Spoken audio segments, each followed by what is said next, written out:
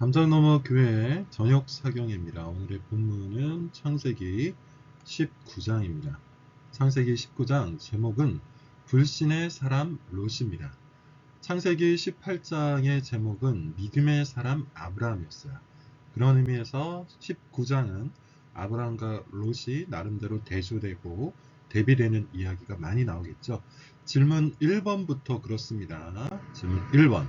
롯은 소돔 어딥니까? 성문에 앉아 있다가 두 천사를 보고 그들을 영접합니다. 비슷하죠? 창세기 18장에서도 아브라함이 장막 앞에 앉아 있잖아요. 그리고 거기서 세 천사를 영접을 합니다. 비슷한데 달라요. 뭐가 다릅니까? 롯은 소돔 성문에 앉아 있었어요. 소돔 성문이 가지고 있는 의미는 이렇습니다. 도시의 지도층들이 법적인 문제들을 판결하는 곳이다.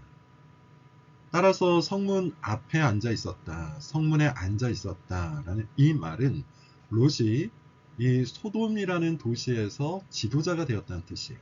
소돔이라는 도시에서 인정을 받았다는 뜻입니다. 그러면 여러분 한번 생각을 해보세요. 제일 먼저 롯은 소돔 근처에서 살았죠. 소돔이 마치 여호와의 동산 같고 애굽 땅과 같아서 거기가 너무 좋아 보여서 근처까지 갑니다. 그러다가 엘람 군대가 쳐들어왔을 때는 소돔에 거주했다고 해요. 그리고 오늘 본문을 보니까 성문에 있다고 합니다. 점점 어떻게 되는 거예요? 소돔화가 된 거죠. 소돔화. 처음에는 소돔 근처, 비록 그것이 악이 넘쳐나고 도덕적, 윤리적으로 타락한 도시였지만 경제적인 풍요가 넘쳐났기 때문에 근처까지 갑니다. 그러다가 결국 그 안에 들어가서 살고 시간이 흐르자 모든 이들에게, 소돔 사람들에게 인정을 받은 위치까지 올라간 거예요. 죄가 마치 이렇습니다. 죄가 어떤 방식으로 우리 마음을 침략하고 우리 삶을 장악하는지 이 과정을 여러분 눈여겨보시기를 바랍니다. 자, 그렇게 소돔화가 진행됐지만 그래도 롯은 소돔 사람과 같진 않았어요. 어떻게 알 수 있습니까? 아브라함과 같이 나그네 환대법을 시행하죠. 뒤에서 보겠지만 소돔 사람들은 나그네를 환대하기는커녕 학대를 합니다. 그러나 롯은 홀로 나그네 환대법을 시행해요. 소돔화는 진행되었으나 완전히 소돔 사람이 되지 않았다. 이렇게 이해하시면 되겠고요. 이 나그네 환대법은 신약시대를 살고 있는 우리에게도 동일하게 주어져 있는 계명, 동일하게 주어져 있는 말씀으로 이해를 하시기를 바랍니다. 히브리서 13장 2절에 보면 손님 대접하기를 잊지 말라. 부지 중에, 모르는 사이에 라는 그런 뜻입니다. 부지 중에 천사들을 대접하는 일이 있다. 이런 표현이 있어요. 자, 지금도 우리가 지켜야 되고 따라야 되는 아주 귀한 말씀이라는 사실을 여러분 잊지 마시기를 바랍니다. 손님, 나그네, 그리고 우리가 마땅히 대접하고 환대해야 하는 사람들을 늘 마음에 품고 살아갈 수 있기를 바랍니다. 질문 2번. 소돔 사람들은 왜 롯의 집을 에워쌌습니까? 롯이 두 천사를 데려다가 자기 집에서 환대를 해요. 근데 시간이 조금 흐르니까 소돔 사람들이 롯의 집을 에워쌉니다. 표현에 의하면 노소를 가리지 않고 젊은 사람, 나이 든 사람 모두가 찾아왔다 그래요. 이유가 뭡니까? 그들과 상관하기 위해 두 천사를 내놓으라고 집을 에워싼 거예요. 상관하다라는 이 표현은 완화된 표현입니다. 적나라한 표현으로 그대로 하면 우리가 그와 성관계를 맺고자 한다. 그러니 두 천사를 내놓아라. 이렇게 얘기한 거예요. 나그네를 환대해야 하는데 학대를 한 겁니다. 그저 학대한 것이 아니죠. 어떤 의미에서는 정말 최악의 행동을 시도하고 있는데 동성강간을 시도하고 있어요. 이 에피소드는 뭘 말하는 거죠? 소돔이 왜 멸망할 수밖에 없는지, 하나님께서 왜 소돔을 멸망시키려고 하는지 그 이유를 아주 충분하게 우리에게 설명을 해주고 있잖아요. 소돔은 말 그대로 악이 넘쳐 흘렀어요. 소돔 사람들은 다 악인이었어요. 이것을 보여주는 아주 중요한 에피소드입니다. 질문 3번. 당연히 롯은 그러지 말라고 하죠. 그랬더니만 소돔 사람들이 뭐라고 얘기하냐면 네가 우리의 법관이 되려고 한다라고 화를 내요. 자, 근데 이게 굉장히 이상한 말이죠. 왜냐하면 롯은 이미 소돔의 법관이었어요. 성문에 앉아 있다는 것이 그 신분을 보여줍니다. 그런데 소돔 사람들은 자기네들이 인정한 법관 롯을 거절하고 거부했어요.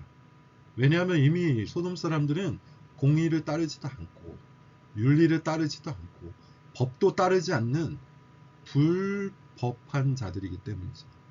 불법한 자들이기 때문이에요. 자, 그리고 한 가지 우리가 더 생각해 볼 필요가 있는데 소돔 사람들은 원래 어떠했습니까? 엘람 군대가 쳐들어왔을 때 소돔 사람들은 그들에 의해서 포로로 끌려갔죠. 재산도 다 뺏겼어요. 근데 누가 그들을 구출해 주었죠?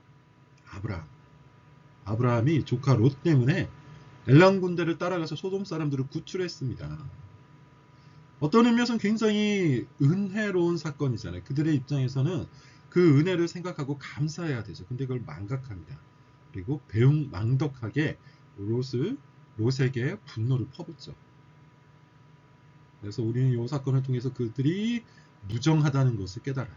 자, 불법하고 무정한 자들. 이게 말세의 특징입니다. 죄악된 도시의 특징이에요. 멸망받을 수밖에 없는, 심판받을 수밖에 없는 도시의 특징. 불법하고 무정합니다. 지금 소돔이 딱 그러하죠. 그래서 하나님께서 지금 소돔을 멸망시킬 수밖에 없는 충분한 이유가 있었다. 4번. 하나님께서 롯에게 알리세요. 내가 이 성을 멸망시키겠다. 그래서 하나님께서 롯을 탈출시키는데 이때 함께 탈출한 사람들이 누굴까요? 가족이겠죠. 롯과 그의 아내 그리고 두 딸입니다. 두 명의 딸에게는 남편이 있었어요. 두 사위가 있었습니다. 근데 이 두 사위는 거절을 해요. 웃으면서 거절해요. 여기에서 우리가 살펴볼 수 있는 것은 소돔화가 어떤 방식으로 진행되었는지를 볼 수 있는데요. 먼저 두 사위는 아예 소돔 사람입니다. 심판을 우습게 여기죠. 소돔화가 진행되는 과정에 따라서 소돔화가 얼만큼 진행됐느냐에 따라서 하나님의 말씀, 특별히 심판을 어떤 방식으로 이해하는지를 볼 수 있어요. 소돔 사람들은 하나님의 심판을 우습게 여겼어요. 그런 일이 일어나겠는가? 심판이 일어나겠는가? 하면서 웃다가 심판을 받고 죽습니다. 그의 아내는 남편을 쫓아서 따라 나오긴 합니다. 그렇지만 자신의 모든 재물들 두고 온 모든 것들이 아까워서 뒤를 쳐다보다가 심판을 받아요. 멸망할 도성, 악이 가득한 도성, 거기에 남겨져 있는 자신의 재물, 그것을 그리워하고 아까워하다가 결국 심판을 당했다는 것이죠. 많이 소돔화가 진행되었다는 것을 우리는 알 수 있어요. 두 딸도 마찬가지입니다. 비록 그의 사이나 아니면 어머니보다는 덜했지만 두 딸 역시도 소돔화가 상당히 진행되었다는 걸 알 수 있고요. 롯도 그래요. 롯도 소돔의 영향을 엄청나게 많이 받습니다. 자, 여기에서 우리가 다시 한번 소돔화, 곧 세속화, 죄가 어떤 방식으로 우리의 삶 가운데 침략하고 침투해서 장악하는지를 이 과정들을 통해서 잘 살펴볼 수 있기를 바랍니다. 5번. 롯이 소돔의 멸망에서 구원을 얻은 이유 뭘까요? 롯이 소돔의 멸망에서 구원을 얻은 이유는 롯 자체에도 나름대로 자비로운 면이 있고 나름대로 정의로운 면이 분명히 있었습니다. 소돔 사람과 비교할 때는 롯이 확실히 나았어요. 그럼에도 불구하고 롯이 구원을 얻었던 이유는 하나님께서 아브라함을 생각하사 롯을 그 엎으시는 중에 내보내셨기 때문이죠. 아브라함 때문이에요. 아브라함 때문에. 그래서 우리는 한마디로 이렇게 정리해 볼 수 있습니다. 의로운 자는 구원에 영향을 미친다. 의로운 자는 구원에 영향을 미친다. 의로운 사람은 주변 사람들의 구원을 일으킬 수 있는 영향력이 있다는 것이죠. 그런 의미에서 여러분 우리도 마찬가지예요. 우리 역시도 의로운 자로서 구원받은 자로서 먼저 하나님께 택함을 받은 자로서 그 영향력을 경건한 영향력을 이 사람 저 사람들에게 보여줄 수 있어야 되고 또한 아브라함과 같이 기도하고 그들의 구원을 위해서 간청할 수 있는 그런 사람이 될 수 있기를 바랍니다. 6번. 소알 성읍에 거주하기를 두려워한 롯과 두 딸은 어디로 들어갑니까? 원래는 산으로 피신하라고 했는데 롯이 뭐라고 얘기했냐면은 우리는 산이 아니라 저 도시로 가고 싶습니다. 소알이라는 저 도시는 너무 작은 도시여서 하나님께서 저 도시는 멸망시키지 않아도 되지 않겠습니까? 이렇게 이야기를 해요. 소알로 가던 중에 소돔과 고모르가 멸망하는 걸 봐요. 그리고 롯이 두려워합니다. 그래서 산으로 도망가요. 여기서 우리는 롯의 불신을 볼 수 있는데요. 롯의 요청을 하나님께서 받아주세요. 그리고 내가 소알을 손대지 않겠다. 이렇게 말씀을 하십니다. 하나님께서 손대지 않겠다고 하셨으니 분명 심판하지 않으셨을 겁니다. 그러나 롯은 자신의 두려움이 하나님의 말씀보다 훨씬 컸기 때문에 불신함으로 산으로 도망가 버렸어요. 그리고 그 불신의 결과는 불행이에요. 불행의 연속이 이어집니다. 처음부터 롯은 하나님을 불신했고 하나님의 말씀을 불신했기 때문에 그 불신의 결과, 그 불신의 열매로 불행한 인생을 살아가게 되죠. 말씀 가운데 거해야 합니다. 하나님의 말씀을 믿고 신뢰해야 됩니다.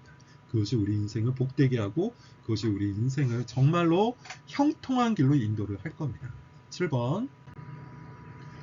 롯과 두 딸이 동침해서 얻은 아들들의 이름은 뭔가요? 그들은 각각 누구의 조상이 됩니까?